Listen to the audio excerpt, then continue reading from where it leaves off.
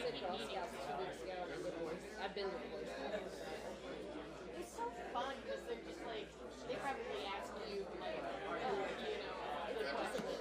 Hello, everybody. Welcome to Bristol Township Council meeting. It's great to see everybody. It's going to be a great evening. We've got a lot going on and a few recognitions tonight. And we also will be hearing about our sewer department. Isn't that great? And a little county's going to be doing something for the children. So it's a great evening. But we're going to make this official, March 20th, 2025. Starting time looks like 7 o'clock. Please stand for the Pledge of Allegiance. Moment of silence for all our personnel that take care of us day and night. Thank you.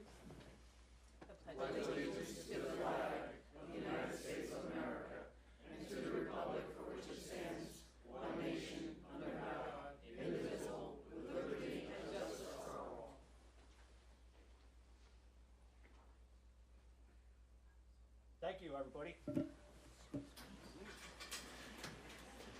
We need a roll call.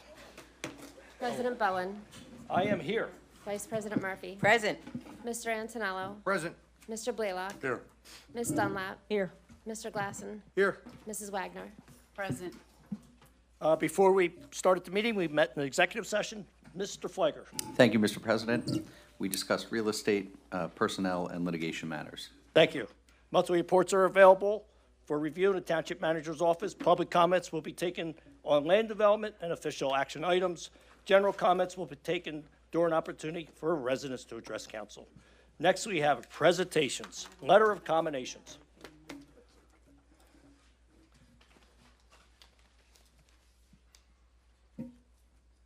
Great to see you, Chief Colton. Hello. Good evening, everyone. Good evening. Tonight, we're going to recognize 3 of our officers, 1 detective and 2 of our police officers for exceptional duties that they performed in the service of Bristol Township.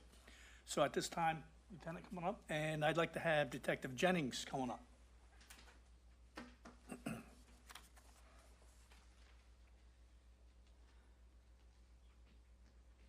This is a letter of commendation. It's with the utmost respect and gratitude that I commend you on your outstanding investigative work in a case initiated on April 17, 2013, involving the sexual assault of a 9-year-old victim. Your unwavering commitment to justice and your exceptional investigative skills played a pivotal role in ensuring that the perpetrator was successfully convicted and sentenced to 35 to 70 years in prison. This case was not only complex, but deeply sensitive, requiring exceptional diligence, compassion, and determination. The conviction secured as a result of your efforts sent a clear message that crimes of this nature will not go unanswered. Your dedication to serving and protecting the most vulnerable members of our community is truly commendable. Your work on this case exemplifies the highest standards of law enforcement and underscores the profound impact that one officer's determination can have in the pursuit of justice. On behalf of the Bristol Township Police Department, I extend my sincere appreciation for your tireless efforts and commitment to justice. You have made a lasting difference, and your exemplary service deserves the highest recognition. Congratulations.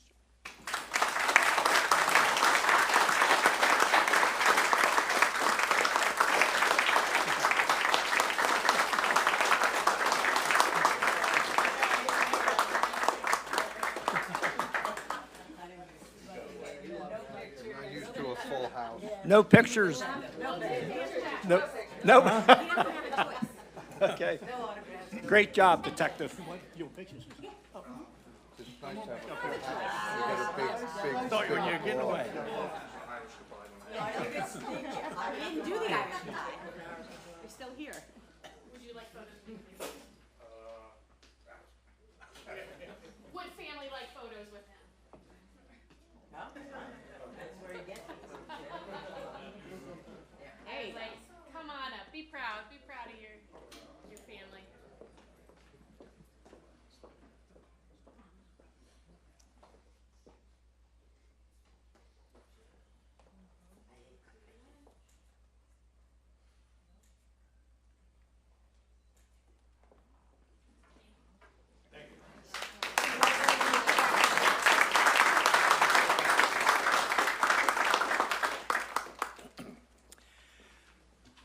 Officers Nicholas Lampricola and Officer Benjamin Silverman, please come on up.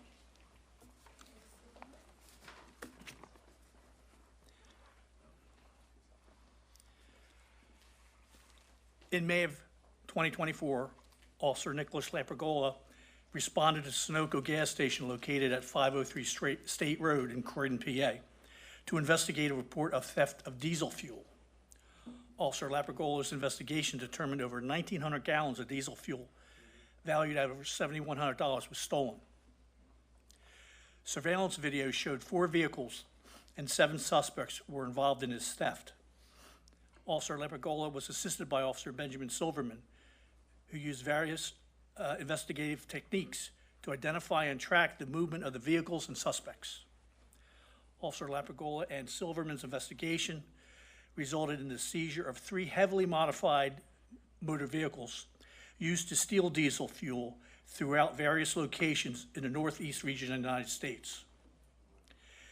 The seizure resulted in Officer Lampricola and Silverman's participation in the New Jersey Attorney General's Task Force Operation Wild Goose Chase.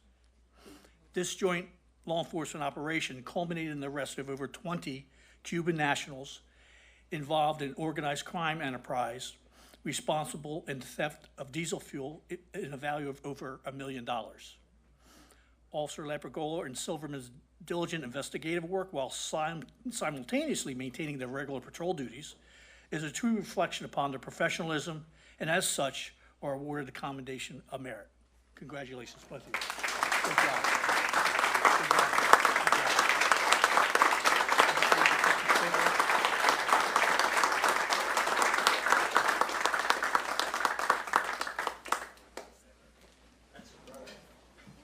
Congratulations, officer. Good work. Congrats, officer. Great work. That's incredible. I like to hear this story, how you really, all the details of this. This table again. Never did that now. That's gonna save her picture, of course.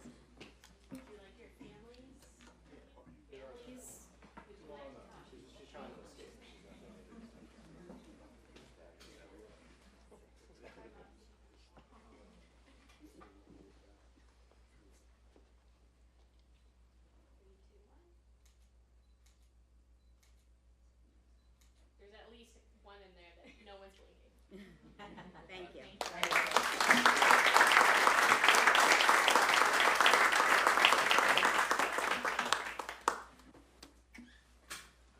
Thank you, Chief.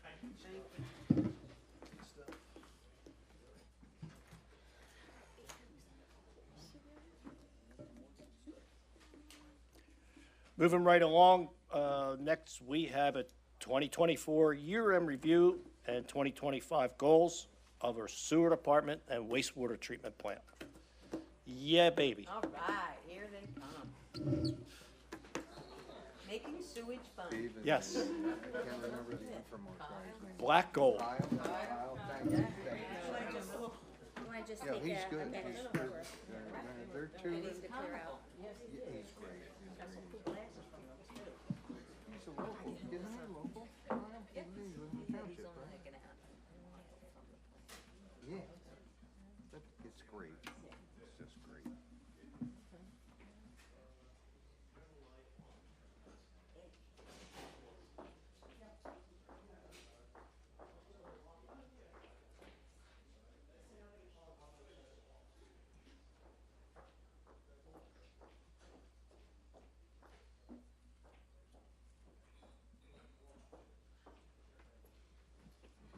Council, Steve Walsh with Gilmore Associates. Steve, you know what, Steve's gonna need a microphone. Yeah. Because that, He's never getting near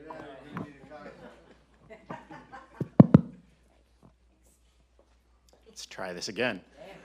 Good evening, Council. Steve Walsh with Gilmore and Associates, Township Sewer Engineer, and Kyle Pamakala from Infomark, who is the wastewater treatment plant operator. Also part of our team, Randy Mazer, Charlie Durnley at Public Works, Nathan Laux, who's not here this evening, and Kyle's got several full-time individuals helping to keep the system running. In 2024, I am happy to say that the Croydon wastewater treatment plant expansion was substantially completed by Blooming Glen contractors, and that we actually were able to submit a request to DEP requesting that they terminate the connection management plan on the Croydon wastewater treatment plant.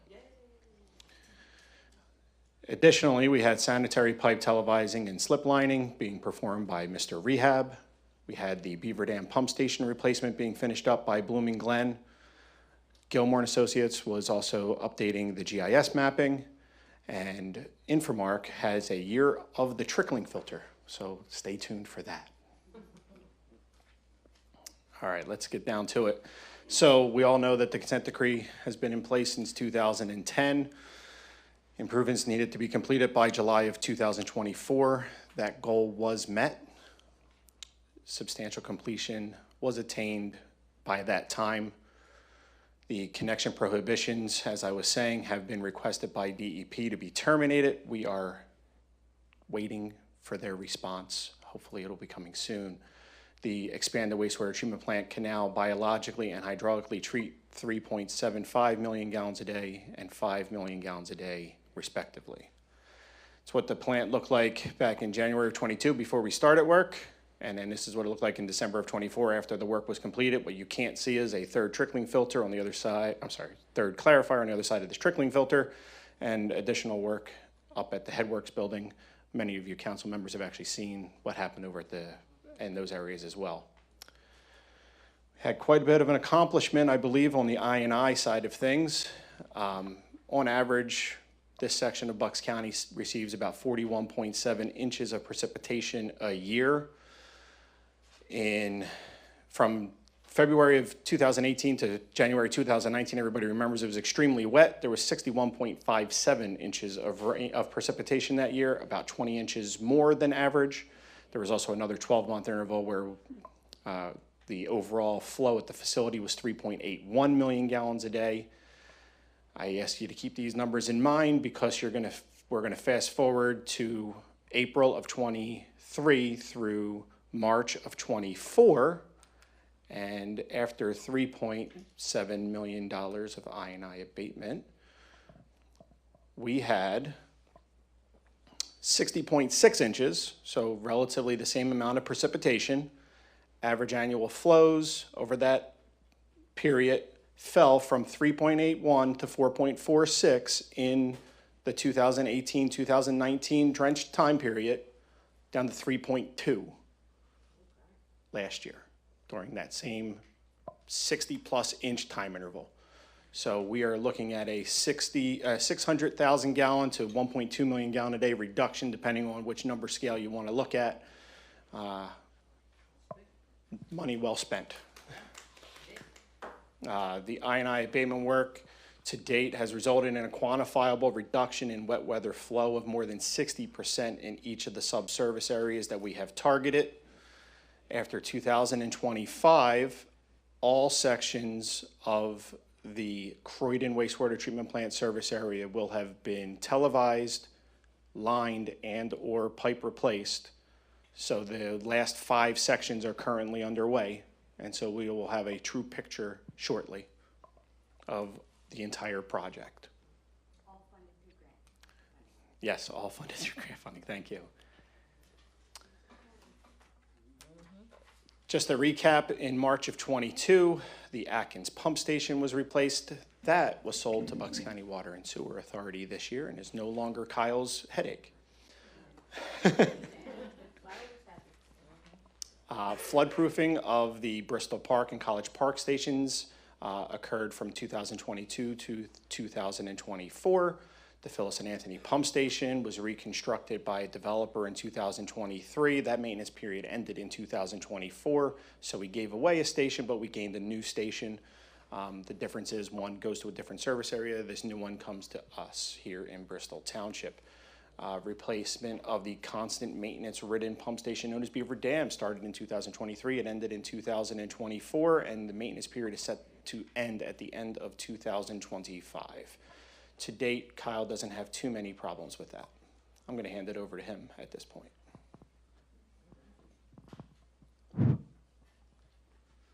Hello. I would like to apologize for two things. I had half a Mountain Dew for dinner, so I might ramble a little bit, so I apologize. And the year of the trickling filter is actually this year, not last year, so I'm sorry about that. So we have been doing check valve replacement through our pump stations. We took a break from that last year because they're kind of really expensive. So if you look at this picture here, you might see that wonderful thumb pointing down. We spent a majority last year improving the lighting around the plant, which might not seem like a big deal. But in this picture in particular, that's in our digester building where we have methane gas. And everything is explosion proof in the building except the light fixtures. So now we have LEDs that are explosion proof. So if you look to the picture to the right, where that other wonderful thumb is, you'll see the LED light. Okay. Anywho, these are all the work orders that we did last year, 3,404. Yeah, so we're up 400 from 2023, and that's mostly because of all the extra wonderful equipment that we have now at the treatment plant, so that's enough of that. So this is the violations. Now you may notice this year all the months are spelled correctly. And we have two different graphs, so I would like to pick your brains to see which ones you would like better, the one on the right or the one on the left, because we have a new program now. Maybe this isn't the place to do this, but we're doing it anyway. So we did have 5 violations last year. Most of that was due to what we call growing pains and adjusting to the new treatment plant. And we did have a handful. That one person. Yeah, we did have a handful of lab problems. Like the one on the right. You guys have Yes. that problem? Yes, correct. Sending it out, yeah. And that's been corrected. Yeah, we changed labs, Got it. so. Yeah, but you'll notice too, most of our violations did occur in the cold months. Our plant doesn't really thrive when it's cold out. Our bugs don't hibernate, they're not like bears. So the top 2 feet will die. No, that was a cold. Yeah, it was, January, February was pretty cold, so that's enough of that. All right, so now onto the year of the trickling filter. That's what we're doing this year. So, oh no. Anyway, I got it mixed up here. I should probably proofread before I send things in. But anyway, you may be asking yourself, oh, Kyle, what is a trickling filter and what work will be done? Well, a trickling filter is a rotating mass that flows water onto a fixed media to remove organic matter. So picture a rock in a stream covered with moss and then blow that up to something that's 40 by 80. And that is what your trickling filter is. So the problem we have is a lot of them are old, like really old, and were neglected for many years. You can see in the pictures there, the baffles and guards are, they've seen better days, and we don't want a deer or an errant infant running in there. So part of the year of the trickling filter is to clean all that up, repair all the baffles, replace the screens, paint it up. You may notice it says when will be the work, when will we be doing the work? We actually started 2 days ago, so this is a lie, and I apologize. We replaced the seal, so that flow will go through the arms and not down the center mast and flood and cause all kinds of problems. So we'll keep going with the W's. And where are they in the treatment process? So these in particular are in secondary treatment. So we have 2 sets of trickling filters, primary and secondary. Secondaries need a little bit of love, so that's what we're going to give them this year. So why are they important? Well, the fish, you know, don't want poop on them, so. And I don't want poop on fish, so. You shouldn't want poop on fish, but it's America. You can have whatever you want. So, Just not from Bristol Township. yeah, we just don't, yeah.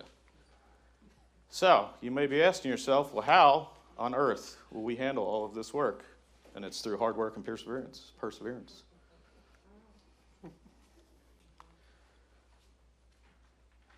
Anywho, fireworks. I fought hard for those, so enjoy them. Steve? Thanks, Kyle. Thanks, Kyle. Very good presentation. When I go fishing in the Delaware, I would just think about you.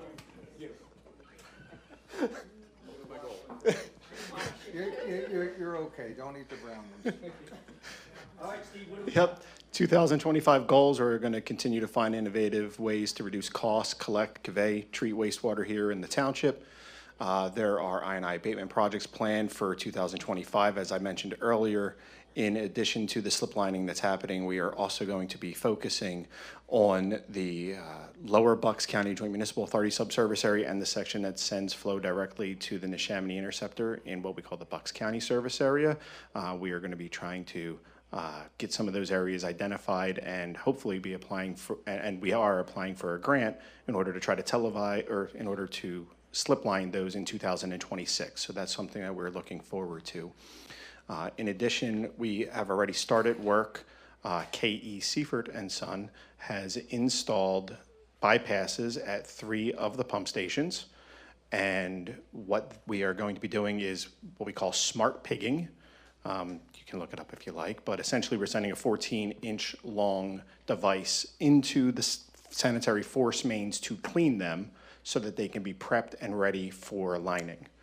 And so that is part of our plan this year. And as always, we are looking to be a better steward for the environment by reducing illicit discharges and regain the trust of DEP and EPA, which to date I think we've come a long way. Is there any question? I just want to ramble again real quick. I just want to say thank you to everybody here. Randy, Council, Steve, Kurt. You know, Infomark, my team, past, present, future. I get to stand up here and do whatever it is I do up here. When they're the ones out there doing all the work. You know, this is the stuff we touched on is just like a small amount of what we do. And it's all thanks to you guys and your understanding that, you know, stuff breaks and it needs to be fixed and we can't just Band-Aid it. So it's a nice change of pace. Well, we came a long way since 2010. Yes, so I would like to thank Kyle and Steve and everybody that works on the treatment plant. This has been such a progression and such a good story. For the consent decree, that will end next year. We're not worried about it. You can be we're in a consent decree. It ends in 2026. Will be the last report. But we're not getting any violations. We're not getting any fines. The major thing will be to get us out of the connection management plan, which Tina Davis's office is helping us try to booster that up to a top level review at DEP. That is mainly to help our developers. It's a planning module is required. It's about a $10,000 cost and about a 6-month add-on to the project. So that'll be very exciting when we're able to get that answered. And you're just seeing a small inkling of what Steve, Charlie, Nathan, and I get to hang out with Kyle once a month during our monthly meetings. These guys are great. They do a lot of hard work. They're work hard, play hard people. They're great. We're very lucky to have them. Yep. Thank you so much for bringing that on. Thank you. Thank you. I know you take it for granted when you flush your toilet or take a shower, do your dishes. The wastewater goes somewhere, and here we have 2 plants, actually 3. Levittown Joint is one. Joe and Cindy are board members of that, and then the other part of Bristol Township goes down to the Croydon plant, and then some does go down to Bristol Borough. Right, it's Bucks County Water and Sewer, and some goes to the Interceptor down in Fort Road. It's pretty complicated. But one of the things municipalities do is you can't see the pipes, you don't really see the plant, and you let it go. And When we came in a little over a decade ago, you could see the roads were a mess, and the township building was a mess and everything. But you didn't really see the pipes and all the infrastructure underground. We've been attacking that very heavily. We had grant money from the federal government during COVID. It was $15 million. We spent a lot of money repairing stormwater drainage. And we've been heavily invested in the sewer plant that we have to be in compliance, because you want to be good stewards of the environment. So one of the things that Steve was talking about, just so we have a big picture, we've discussed it so that the public knows, our residents know, is the Lower Bucks Joint Sewer Service Area and Bucks County Water Sewer Service Area. We are looking at what is the best value for the township, whether we choose to line those, and then there's reduction in I&I, so there's a reduction in cost to the township, or whether it would make more sense to try to see if we can sell those off, just like we sold Atkins Pump Station and that service area to Bucks County Water Sewer, sell it to the service area that it belongs to, and then the only dealings that we'll have are for the wastewater treatment plant in Croydon for our Croydon and Bristol residents. So a lot of things still moving, a lot of fixes still required. Right. But everything's been with grant money, which is amazing. Yep. So anyway, that's my short story about flushing toilets. Okay, we're moving along. We got the consent agenda. We have a consider approval of voucher list and requisition dated March 20, 2025 in an amount of $2,378,950.12. We have approval of February 2025 council meeting minutes. And last is consider resolution for official sewage facilities plan and module for the Lower Bucks Government Services Campus. So we need a motion on that. I'll make that. Motion by Miriam Wagner. Second by Marcia Dunlap. Is there any questions on that? All in favor? Aye. Anyone opposed? Thank you. Next, we have a report from Township Manager. Thank you, President Bowen. I will keep this short since we have a longer list than we're used to of residents signed up. Just to give a quick update for the Randall Avenue Bridge, we have a on-site meeting tomorrow with Amtrak. I know we gave a our engineer gave a doom and gloom report last month at the council meeting, and not too long after that, we had another meeting with them, with Amtrak, and the questions and concerns that we've been asking for 3 months, all of a sudden they became not an issue, and it seems to be moving forward. So we're hopeful that tomorrow we have this meeting with Amtrak and the contractor, and be given the green light to start mobilizing and start working. So and then we'll see what we really have timeline when they get to start, uncovering some items. Our senior center project has taken a positive turn as well. We had some soft dig out there. We're able to, work towards getting the foundation to be able to be set and not over any existing utility lines that were not marked. So we should be getting foundation in soon with then being able to go from the ground up. That is all I have. Thank you. Thank you. Next, report from Township Solicitor, Mr. Flagger. Happy spring. Yeah, thank you. What a beautiful day today. I agree with that. Thank you. Next, we're moving to new business. We have application of County of Bucks, 1265 Alma House Road, Doylestown, and requesting preliminary final land development approval in order to consolidate 3 lots to 1 for a community center on a property located at 1422 Bath Road, tax parcel 05-060-402, 05-060-403, and 05-060-404 in a residential zone district. Good evening. Good evening, Mr. President, Council. It's great to be back in front of the Township Council tonight. My name's Dan Greaser. I am a Deputy County Solicitor for the County of Bucks.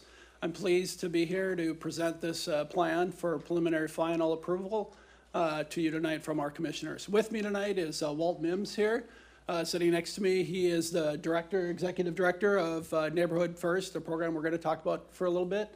Pat Foley from RVE, he's our project engineer, and then Bernard Griggs on the end. He is the Director of General Services for the County of Bucks. So what we're here tonight to discuss is a 3-lot consolidation and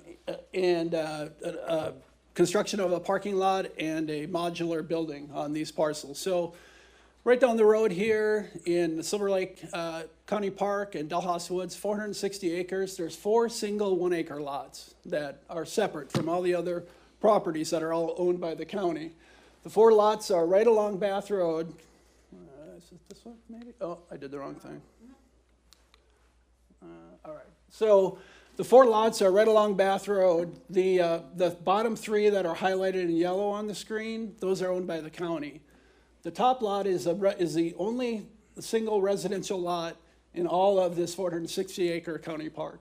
And I believe the homeowners are here tonight, Marty and Janice. What the county is asking to do is to consolidate those 3 lots, the 3 lower lots, into 1 lot, and in doing so, creating a parking lot and also putting in a modular structure to help better serve the program that operates out of this center. So what happens at this place, right? So the county has a partnership with Neighborhood First, Mr. Walt Mims here, his organization. This is a program that serves at-risk youth, kids after school. Mr. Mims' vans go and pick up kids from school every day. 25 to 30 kids a day, bus them from neighborhood schools over to his site, has those kids on site until about 8 o'clock at night, and then buses them home every night. It's a wonderful program. It's been in existence, I think it's the 20th year. Right in the middle part of the plan. And then what we're doing is we're expanding the parking lot, improving the parking lot, and then adding the modular structure, the rectangular shaped structure in the back of the lot right here. That will allow Mr. Mims and his organization to better serve youth, spreading them out a little bit. Right now they're all operating out of this former tavern, right, that he's fixed up. The Fireside, that's right. Yeah.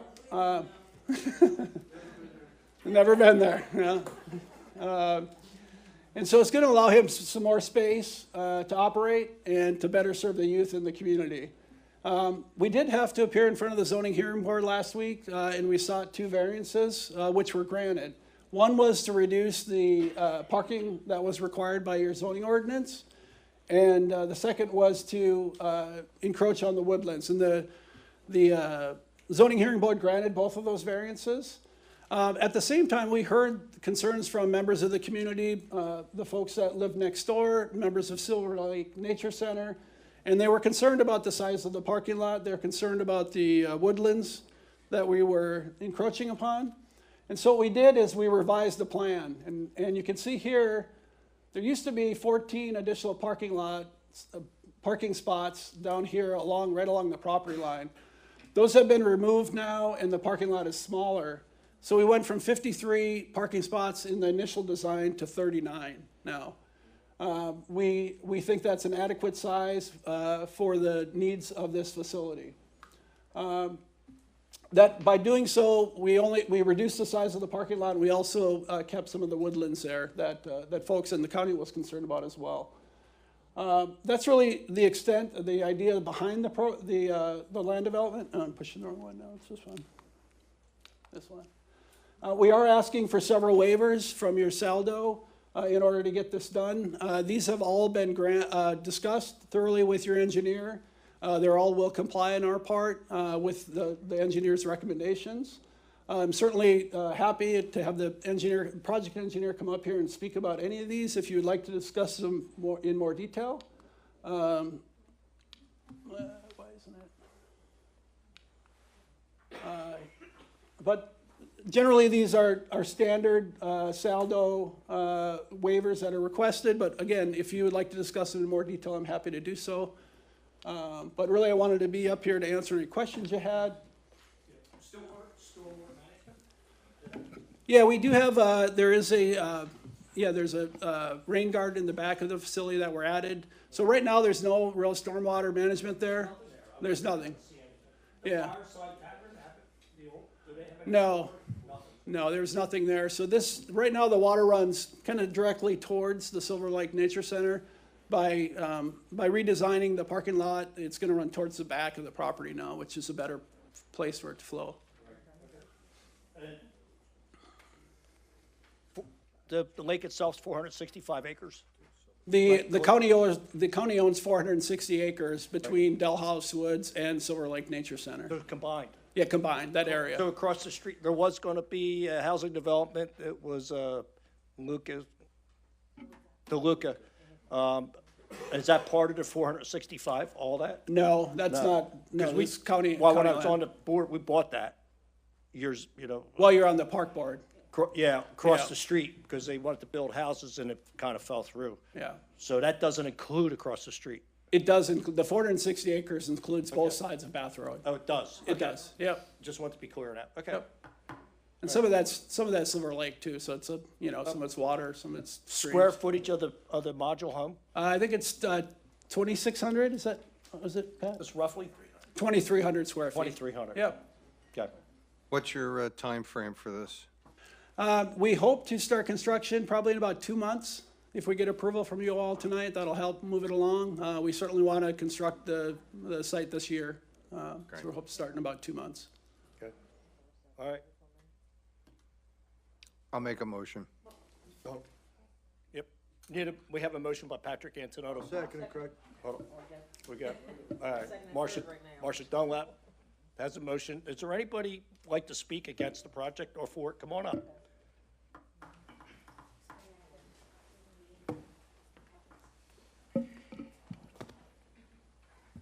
Good evening, Good evening. Council. So I am Marty Shively. I'm the owner of the property that Mr. Grissom indicated. I've I'm been sorry, there. excuse me one second. We just need your name and address for the record. Okay, Marty Shively, Shively. I'm at 1428 Bath Road, and it's directly adjacent to 1422. So I've been there 42, I've owned the property 42 years, so yes, I was there when the fireside was there. 8 years after they left, complete silence. Neighborhood first moved in. 20 years ago, we had a kind of rocky start, but fences make good neighbors, and I'm here to say that we have actually become what their program's title is, Neighborhood First. They've been good neighbors. I want to say that I'm not opposed to the program. I myself worked in the mental health field for over 30 years with these very youth. I see the need. I think it's fabulous with the work they're doing. My concern is what it's doing to the environment. I also, at this point, am very much involved in the Silver Lake Nature Center program, the advocacy that they do for the environment, for our animals and plants.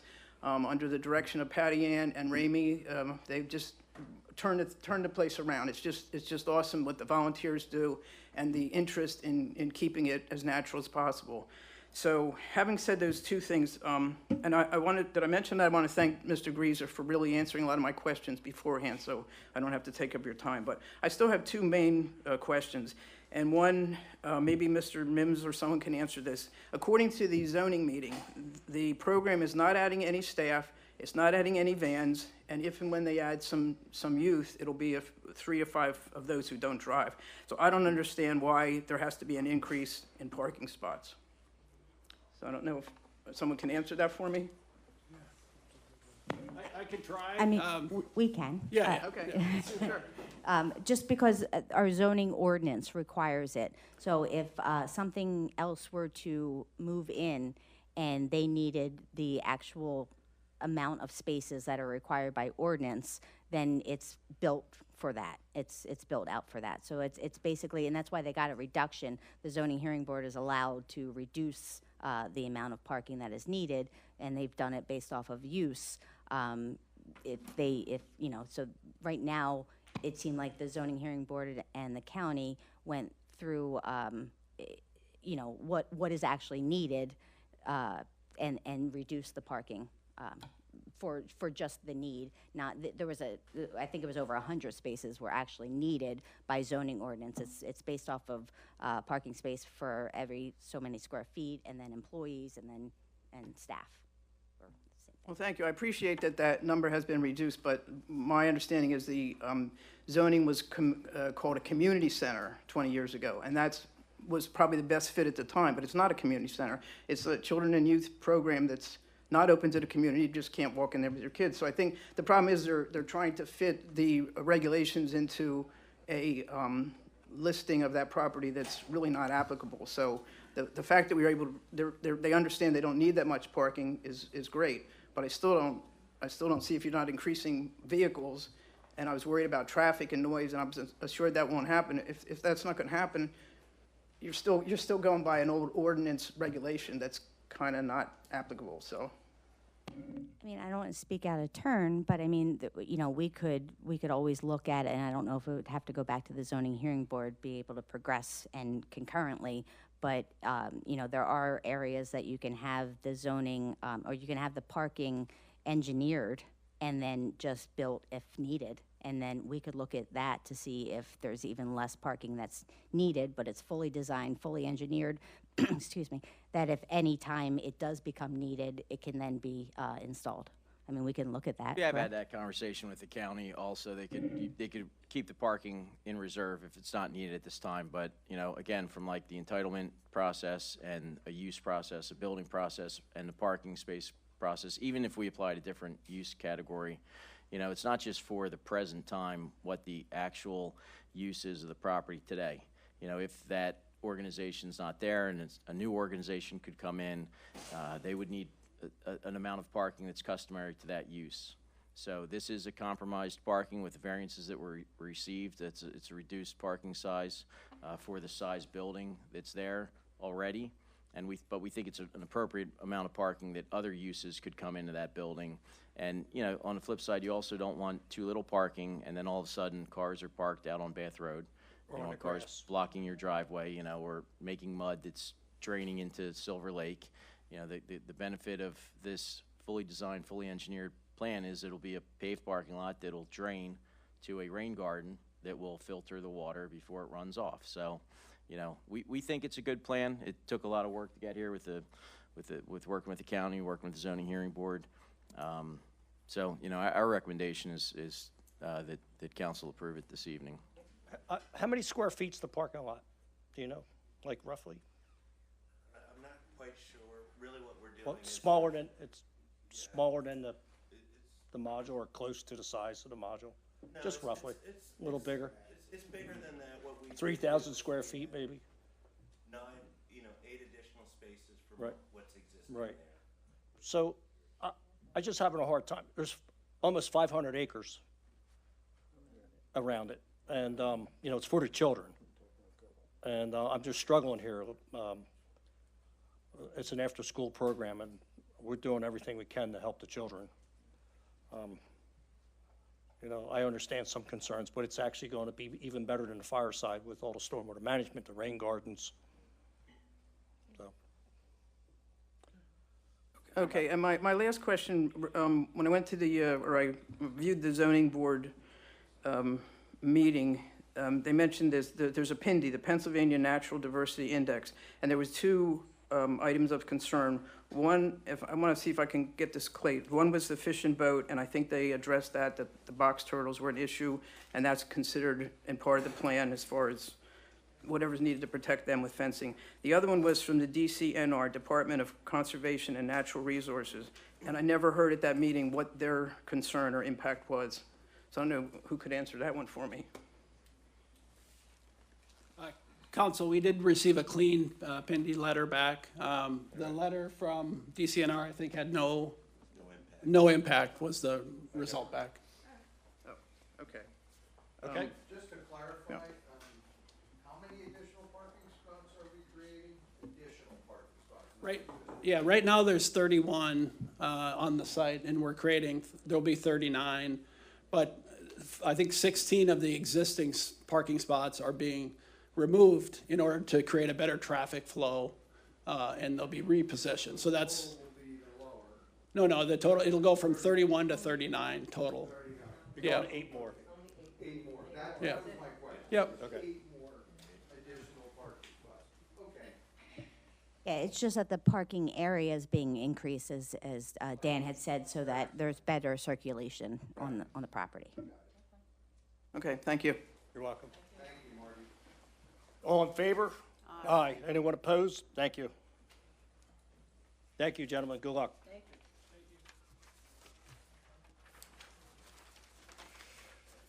Next, we have a deed of dedication, portion of Grib Avenue, consideration to take action. Who can explain that one? Sure. So on Grebe Avenue, there was a land development subdivision that has been constructed. They expanded the cul-de-sac, and just as any property has the right to, developers have the right to do the deed of dedication, so they're dedicating the extension of the bulb of the cul-de-sac, and it's appropriate to accept it. I'll make that motion. Motion by Cindy Murphy. Second by Marcia Dunlap on the motion. Is there any questions? All in favor? Aye. Anyone opposed? Thank you. Resolution of Township Bristol authorizing the execution of Verizon municipal grant for underground fiber optic cable to existing cell site at 2501 Bath Road. Yes, so this is a resolution. This is about the senior center where we were talking about the lines that were not marked where we first went for design. So this is basically paperwork that Verizon needs for the township to approve it so that the line can be moved so that the building can be built. I'll make that motion. Excellent. Motion by Patrick Antonello. Second. Second by Marcia Dunlap. Cindy. Cindy, okay, so much for my hearing. All in favor? Aye. Anyone opposed? Thank you. Resolution of Township Bristol authorizing submission of a grant application to the Department of Conservation and Natural Resources for park rehabilitation and development at Croydon Acres Park. So this is, we had, if you all remember, we did an update to our comprehensive Parks and Rec Open Space Greenway Trail Plan. That was then, we needed that so we'd be able to submit for grants from DCNR, Department of Conservation and Natural Resources. So we finished the first stage. Now we're going through all the parks and looking at all the parks comprehensively. And Croydon Acres is the next one where we actually have to take down the play structure because it has issues and is actually not up to safety standards. So this is the next part that we're going on for our grants. And so I'll speak on this, and then when you read the next one, so there's a $250,000 max for each of these grants. So we're going for this grant and the next one that you're going to read for Croydon Acres Park redevelopment. Is that 250 each or 125 between the two of them? 250 each. Excellent. Okay, we need a motion. I'll make that motion. Motion by Joe Glasson, I'll second by second. Marcia Dunlap. Did Ray, was that Ray?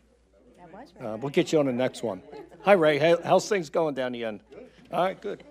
On that motion, all in favor? Aye. Anyone opposed? Thank you. Next, we have a resolution of the Township Bristol authorizing the submission of a grant application to the Department of Community and Economic Development, PA Small Water and Sewer Grant Program for 2026 sanitary mainlining project.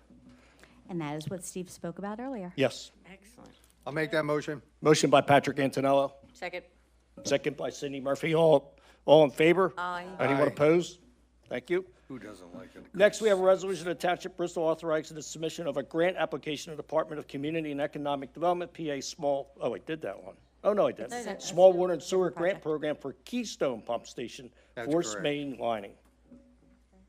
We need a Make motion. that motion. Motion by Cindy Murphy. Second by Marcia Dunlap. All in favor? Aye. Aye, Captain. Oh, anyone opposed? Thank you. You can see why we did a lot of things without raising taxes, because we keep hammering them grants. Yeah. Okay. Next and last is tentative agreement between the Township of Bristol and Bristol Township Police Lieutenants. And just the word on this is we had taken, we had agreed with the PBA, the Police Benevolent Association with Bristol Township Police Department. Lieutenants are taken out of the collective bargaining unit, so they needed their own contract.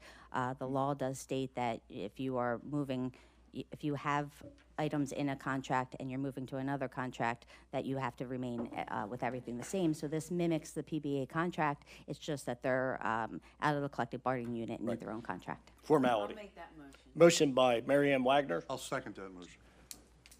Hi, Ray. What's going on? How's things going? Things could work good? Good. All right, well, we have a motion by Ray Blaylock on that. All in favor? Anyone opposed? Thank you. Thanks, Ray. Glad you could join us. Appreciate it. Okay. Don't let them get to you. I'm an end unit, too. Other business, any other business? So I kind of had wasn't very prepared, but I just want to give, it's on the agenda, but some upcoming events and information. The county, we have it on our website. The county does many household hazardous waste programs. There is one that's going to be here in August for that goes at the Bucks County Tech School. But this one is in Newtown Township on April 5th. So that's all of your household hazardous waste. We have a link to on our website. On April 12th, with a rain date of the 13th, we have breakfast and Easter egg hunt over at the Senior Center and at our event space. And then we are having our first township cleanup on April 26th from 9 a.m. to 12 p.m. And that's where you can bring all of your household waste and junk that's not part of the household hazardous waste. And we do offer the electronic recycling at that time too. Thank you. Is Oh, that thank it? you. Okay. Next, comments from council members? Isn't the weather lovely? What's that? Isn't the weather lovely? Yes, it is. It will be Marcia Dunlop's birthday on Monday, so happy birthday. Happy birthday, Mark. You're You welcome. want to remind residents about the Monday night meeting? For Ratcliffe Street, Well, I don't know what time. 7 Right. o'clock. 7 o'clock, here, o'clock. with PennDOT. Yes, Okay. we so- are having a meeting Monday, the 24th, here at 7 p.m. in this room. There's been additional issues in the Edgeley area on Radcliffe Street of increase of truck traffic. And we're trying to join with Tullytown because they're also having the issues. They either go through Bristol or they go through Tullytown, and we're trying to make the established truck route that's already in place be the mandatory truck route. Thank you. Next, we have opportunities resident address council. I think it's Brandon Cohn, 2609 Wood Avenue. Brandon, come on up. Good to see you, young man. Thank you. First off, thank you to the township manager and members of council for giving me an opportunity to speak about an urgent concern in my neighborhood. A few years ago, my neighbor at 2607, he installed a 25-foot, very skinny flagpole, which is less than 2 feet from my property line. The flagpole has 3 country flags, which frequently wave over my property. There's no problem with what they're flying, obviously. The issue is where and how they're flying them. And they wave over my property on clear and gusty days. Doesn't matter what the weather is. Due to the weight of the 3 flags on a skinny pole, the pole itself actually bends over my property during moderate and severe gusty winds. I, along with other concerned neighbors and pedestrians walking their pets and such, have raised concerns to the township about this safety hazard. I've had dialogue with different staff with the township, and it really comes down to the zoning ordinances, one that I'm going to specify later in just a moment, that needs to be amended in order to accommodate the situation that's going on my street. I do have numerous photos and videos of the flagpole that I can share with members of council to provide the visuals to what I'm going to describe to you tonight. So it was installed in 2023, the flag, and due to the weight of the flags on the pole, it no longer stands straight anymore, not even on a clear day. It leans at an angle indicating that the flag is bearing more weight than it can hold, not to mention the stress that is placed on the concrete foundation as it's swaying violently during strong wind events. And during these events, these strong wind events, the pole can actually sway several feet away from its center of origin in every direction, definitely taking up more than 60 square feet indicated by Reg 205-159 with all the back and forth that it's doing when you're getting the 40, 50, 60 plus mile an hour winds. I am in constant fear that it could fall on my house with every storm that we get. We're going to be getting gusty winds again tonight with a front moving through. In comparison, my other neighbor has a flagpole that's a little bit shorter, but the pole is thicker, not on the property line, and that flagpole barely moves even in the strongest of winds, and it's really due to its structural integrity, and that flagpole has been there longer than I have been alive, so it's not going anywhere. However, getting back to the problem, the skinny flagpole near my property line has two problems. The radius of the pole is too small to support the height of the flagpole and its proximity to my property. How could it be that township regulations permit someone to cut a tree branch or other shrub from a neighbor that is hanging over someone else's property without accounting for other structures that can hang over someone's property? How could it be that I would have to put up with a safety hazard, a neighborhood nuisance hanging over and taking space on my property? Would you like this resident to put a bigger flagpole, thicker? You'd be okay with that? Thicker? So that? It needs to be further away because the airspace encroachment, that's the problem. All right, so thicker pole, smaller flag. And away, because they have plenty of space between them and their neighbor on their other side. There's no trees, no nothing. How far away from the property line is it now? It's less than 2 feet from my property line. Okay. I want to say 1.5 feet. Just so I can understand the full measure of this story, were you friendly with the neighbor before he erected the flagpole? I mean, he's your neighbor, right? I don't know how long you've been there. So give me some sense of that. I'm trying to figure out why someone would put a flagpole, I'm curious, 2 foot from their property line. Yeah, it's a mystery, but the gentleman and his wife who live there have had problems with other neighbors. No one really just, talks to them. So drift, we'll take a look. I just got to say, there's 55,000 residents. So- 24,000 homes. That's the first time somebody's complained about a flagpole. So I'm just curious on this one. So we'll It's look really, into it. sorry to interrupt you, sir. That's okay. The issue is just really how close it is and Okay, the fact we got how flimsy it is, literally like bending Got it. over. And, We'll take a look. and Mr. Well, we have for 2 years now. And so just, they have seen pictures, they've seen the videos, they've been apprised of everything that's been going on. They know that Bob Matei, Director of Building Planning, has spoken to you. We've reached out to our solicitor's office. The ordinance does not prohibit where the flagpole can go, as well as the footers were inspected, and there's nothing that we can do because it meets all of our codes and applicable ordinances. And you've been. Huh. I see. I understand. All right, well, thank you for your time. I'm not unsympathetic to your plight. Yeah, it's just, it's a terrible situation, but, I get it, but yeah.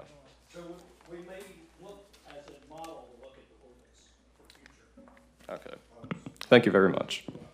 thanks for coming. Wes, come on up. Great to see you, Wes. I don't see Shuffle him. on up here. Where is he? Russ. Oh, there he is. Joe's running because Wes is coming.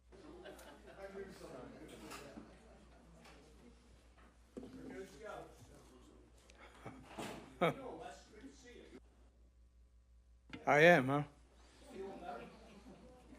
I need to thank you for mentioning that word grandfathered.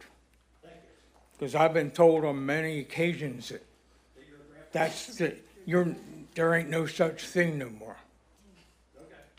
That's what you tell me. And I'm glad to hear him say something about ordinances. And the young lady that lives on Bath Road talking about ordinances that need to be amended. So, You know, a lot of issues here. A lot of things come up. We're doing a lot of good things too. Fixing the sewer department. Well, yeah, that's probably a good thing, yeah.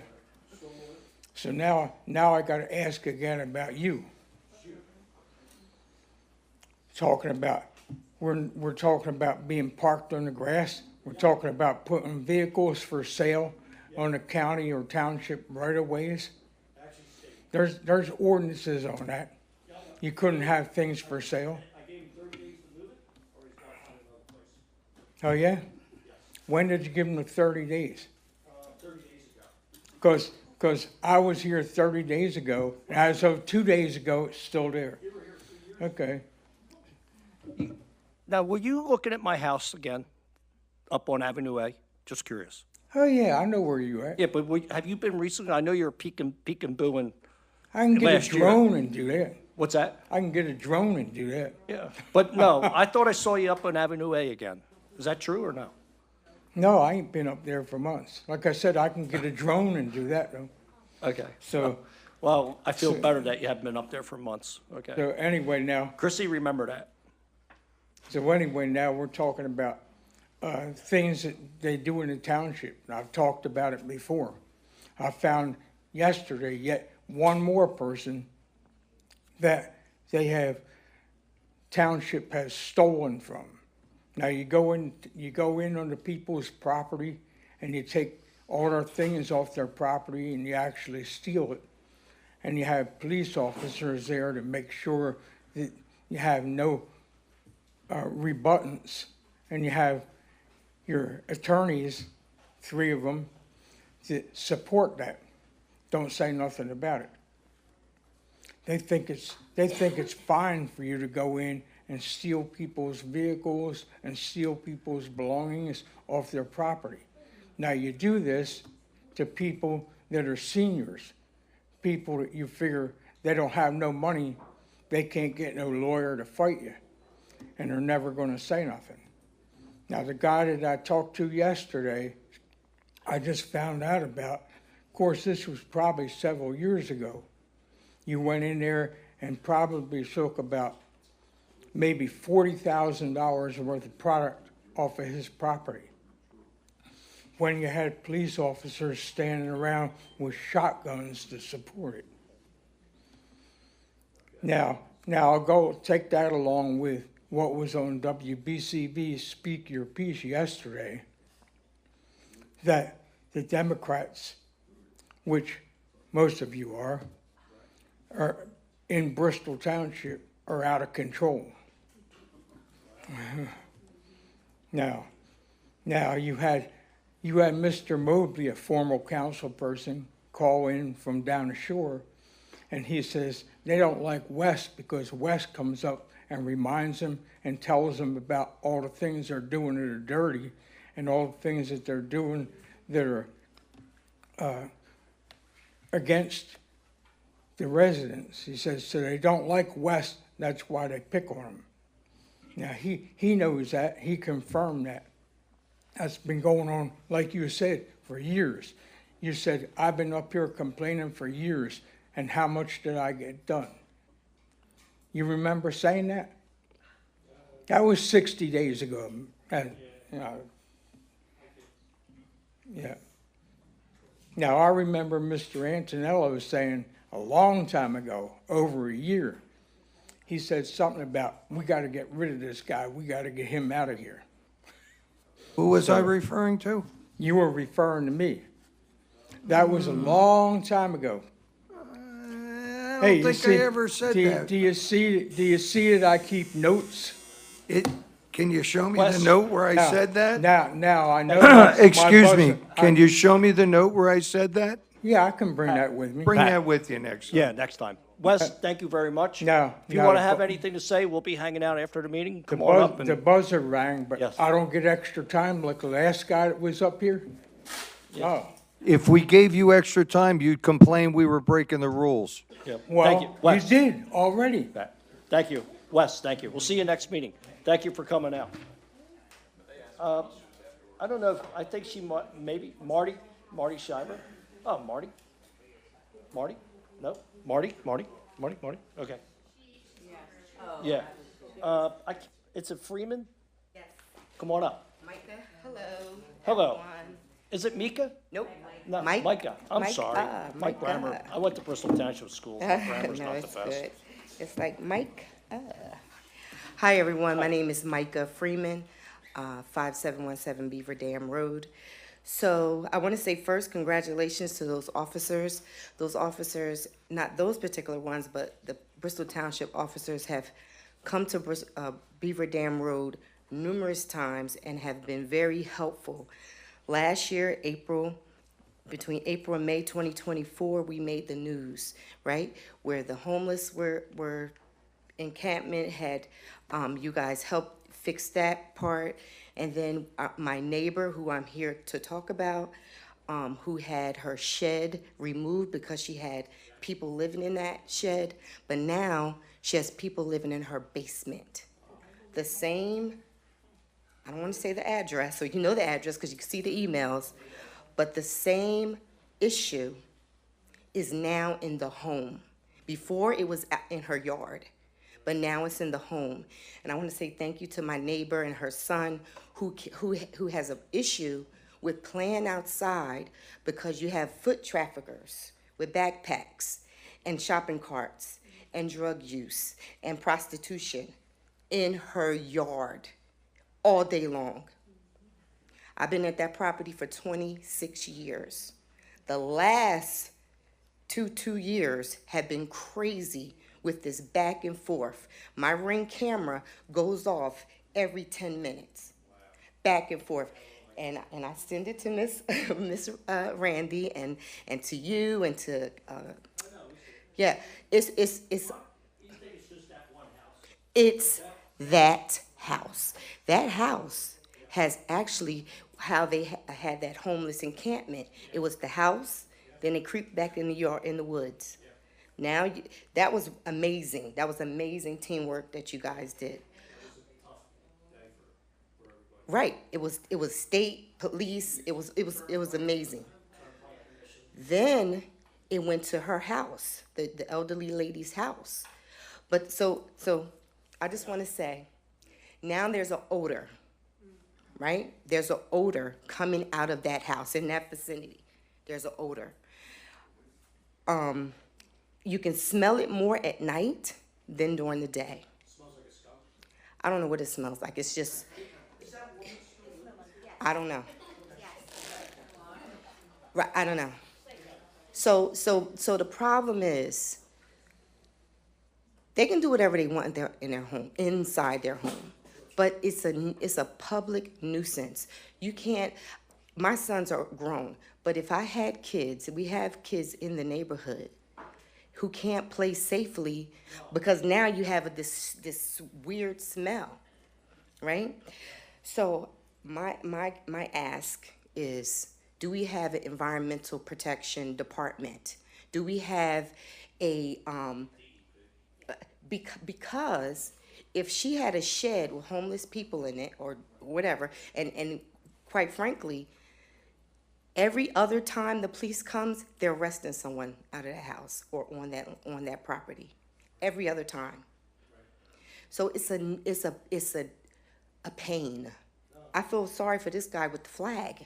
Thank you. I do because when your neighbors aren't being neighborly, and you work all day, your Ring camera's going off. Absolutely. So I just need your help. I need your help. We need your help to just help with the smell, the shopping carts, the trash, the tires. They're not inside the house. They're outside the house. Thank you. So, yeah, just so everybody knows, Micah, I mean, our police department has been fabulous. And Yes, they've been they on have. it. Yes, they have. And it is probably watched even more than you know. They're constantly there. We'll have code enforcement go back out again, and they should have it on a constant rotation as well. But like you said, there's laws and there's ordinances and there's ways to affect change. But you know, if we had the magic potion to make people be neighborly, you know, our jobs would be a lot easier. So you know, we have to. You know, it's you emailing it, but if there's other neighbors, I mean, you know, we need to know when things are happening in real time, not just because, you know, we're still going to work with the Turnpike Commission, you know, and Chief Colton ordered a detail over the next 3 days to make sure the foot traffic, you know, stops. But I don't know what we can do about that other than work with, you know, our police department and Turnpike Commission and the state police or the park rangers to continually monitor that. I mean, we have been monitoring the area. I know the Turnpike Commission cut down a lot of the trees so that it would not be an area that would be enticing. The woods are fine. It's that house. The woods are fine. They've done, you know, there's nothing back there. Because now. Well, it popped up again. There's one more encampment that is popped there? up, yes. Yeah, there's trash, there's stuff back there. We know okay. about, we are keeping an eye on it, so. The thing about it is, you know, again, we were here last year. You guys did a great job. Now we're back, 2025. It happens every spring, and not just where you live. Across the township, the warm weather pops up, and all of a sudden, we're swamped, and the police department could testify to this. You look at the number of calls they have to make. It's just something about the warm weather. Everybody comes out of hibernation. The ATVs are everywhere. People are racing through backyards. So we know it. You know, we're kind of prepared every year, but it's still sometimes a whack-a-mole for us. So we can, you know, with our resources. We can reach out to, we don't have environmental protection in our office. We rely on the state, so that's Department of Environmental Protection. Typically, we, you know, have a resident, you know, it's a private matter when it doesn't involve us. But we can reach out to DEP and ask them to come out and check the odor. And we, the police department are going to continue to be there. Our code enforcement will continue to be there. And I know that Sergeant Mancuso and I have spoken to the property owner and have, you know, we can certainly Do everything we can. do everything that Absolutely. possible. Yes. Totally agree. Thank you. Well, nobody else has signed on. Oh, can I speak? Or you want to close the meeting and then let us speak? Yeah, so what we're going to do, we're staying. We're not going nowhere. Nobody else, how it's run. We're going to close the meeting, but we're staying. So I could speak then? Yeah. Okay, great. So I need a motion to close the meeting. All in favor? Aye. Okay, thank you. And we're still here. So come on up.